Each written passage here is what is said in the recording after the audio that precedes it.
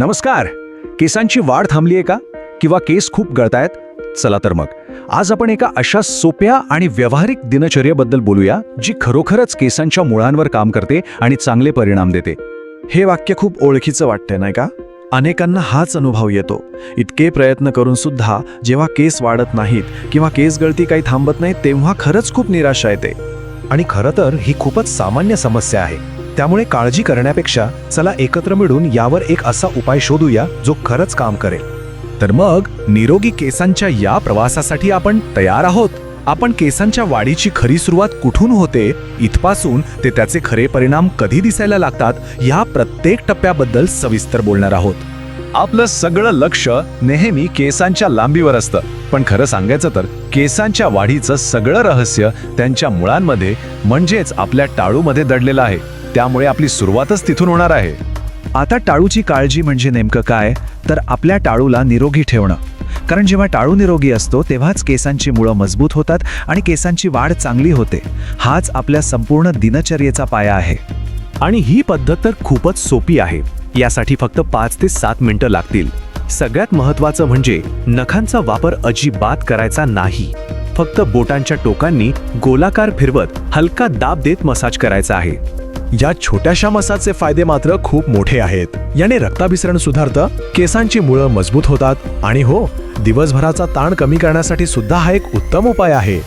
चला आता पुढच्या टप्प्याकडे जाऊया आणि तो म्हणजे तेल लावण्याची योग्य पद्धत. इथेच बरेचदा आपला गोंधळ उडतो.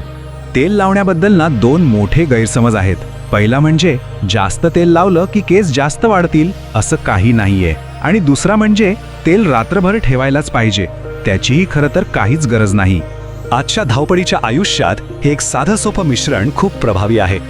नारळ तेलामध्ये थोडंसं एरंडेल तेल आणि बदामाच्या तेलाचे काही थेंब घालायचे आणि फक्त 30 ते 40 मिनिटं ठेवणं पुरेसं आहे. आता बोलूया केस धुण्याबद्दल. ही एक अशी गोष्ट आहे जिथे आपल्याकडून नकळतपणे खूप चुका होतात आणि त्याचं नुकसान केसांना भोगावं लागतं. हा केस धुण्याचा सगळ्यात महत्त्वाचा नियम आहे, ज्याकडे अनेक जण दुर्लक्ष करतात. लक्षात ठेवा, शॅम्पू फक्त टाळूसाठी असतो, घाण काढण्यासाठी, आणि कंडिशनर फक्त केसांच्या लांबीसाठी, त्यांना तुटण्यापासून वाचवण्यासाठी. केसांना अजून चांगलं पोषण देण्यासाठी हा सोपा घरगुती मास्क आहे ना, तो नक्की करून बघा. आठवड्यातनं एकदा फक्त 15-20 मिनिटं ठेवायचा, केसांचा पोत सुधारतो. आतापर्यंत आपण बाहेरून काय करायचं यावर बोललो, पण केसांचं खरं आरोग्य हे आतूनच येतं, म्हणजे आपल्या आहारातून. चला तर त्यावर लक्ष देऊया.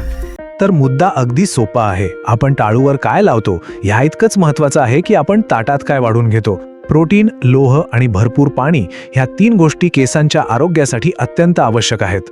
आता अशा काही सवयींबद्दल बोलूया ज्या आपण रोज करतो आणि आपल्याला कळतही नाही की त्यामुळे केसांचं किती नुकसान होतंय. केसांवरचा अनावश्यक ताण टाळण्यासाठी काही सोप्या गोष्टी करता येतात. उदाहरणार्थ, केस खूप घट्ट बांधण्याऐवजी थोडे सैल बांधा. आणि हो, ओले केस खूप नाजूक असतात, त्यामुळे ते सुकल्यावरच विंचरा. बरं, हे सगळं करून परिणाम कधी दिसणार, हा सगळ्यात मोठा आणि महत्त्वाचा प्रश्न असतो, नाही का? चला तर याबद्दल स्पष्टपणे बोलूया. एक गोष्ट आधीच स्पष्ट करूया, ही काही 7 दिवसात चमत्कार करणारी जादूची कांडी नाही आहे. चांगल्या परिणामांसाठी थोडा वेळ द्यावाच लागतो. साधारणपणे जर ही दिनचर्या नियमितपणे पाळली तर 6 ते 8 आठवड्यांमध्ये केस गळती कमी झालेली दिसायला लागते.